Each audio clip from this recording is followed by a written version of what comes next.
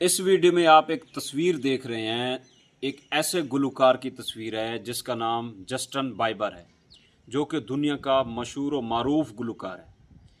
ये गुलकार एक पतलून यानी कि निक्कर छोटी सी और एक बुनियान में मुकेश अंबानी के बेटे अनंत अंबानी और राधिका की शादी पे 1 घंटे की परफॉर्मेंस पे आया है। और ये इस ड्रेसिंग में इसने 285 मिलियन डॉलर यूएस डॉलर जो है फीस अपनी चार्ज की है।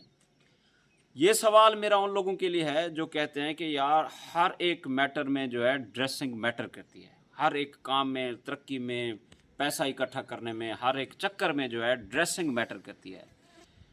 एक पतलून वाला जो फटी बुनियान पहन के एक स्टेज पे खड़ा होता है और उसके सामने जो है बिलियन डॉलर का बंदा बैठा है, जो कि अमीर तरीन आदमी है इंडिया में। पहले नंबर पे है मुकेश अंबानी, क्योंकि जिसकी वर्थ है 122 बिलियन डॉलर, उसकी नेट वर्थ है।